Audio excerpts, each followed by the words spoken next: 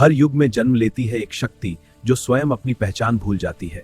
यह कथा है उस दिव्य बल की जो स्मरण की प्रतीक्षा में था। यह कहानी है उस शक्ति की जो स्वयं अपनी पहचान भूल गई थी। यह कथा है पवनपुत्र हनुमान की, जिन्हें अपनी ही ताकत का स्मरण नहीं था। बाल्यकाल में वे अपार ऊर्जा से भरे थे। एक दिन उन्होंने सूर्य को फल समझ लिया और आकाश की ओर उड़ चले। देवगण चकित रह गए, यह बालक सूर्य तक पहुंच जाएगा।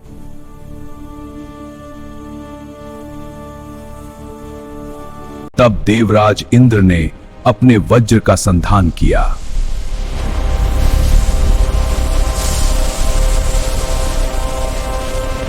और एक ही क्षण में वज्र आकाश को चीरता हुआ बालक से आ टकराया। प्रहार से उनकी हनु जबड़ाहट हुआ और वे पर्वत पर गिर पड़े। पवन देव ने क्रोध में समस्त वायु को रोक लिया। सृष्टि की सांस थम गई। देवता भयभीत हो उठे। यदि वायु न बहे तो जीवन कैसे बचे? तब देवताओं ने उन्हें अनेकों वरदान दिए, अजेयता, अद्भुत बल और चिरंजीवी होने का वरदान। परंतु ऋषियों ने देखा, यह शक्ति यदि अनियंत्रित रही तो संसार डगमगा उठेगा। उन्होंने वरदान रूपी शाप दिया, तुम अपनी शक्तियां भूल जाओगे जब तक कोई तुम्हें उनका स्मरण न कराए। वज्र का प्रहार, वायु का क्रोध, देवताओं के वरदान और ऋषियों का शाप, यही बना उस महाशक्ति की नियति। शक्ति खोई नहीं थी, वह समय की प्रतीक्षा में थी।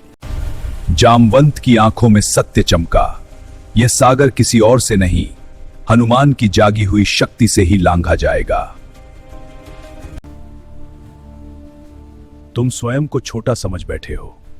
जिस शक्ति की खोज तुम बाहर कर रहे हो, वह तुम्हारे ही भीतर सुप्त पड़ी है।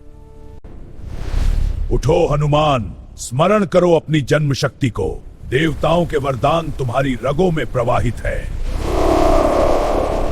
और इस प्रकार हनुमान जी को अपनी दिव्य शक्तियों का स्मरण हुआ और उनके भीतर सुप्त बल जाग उठा। Vedic Cinebox, where history finds its voice.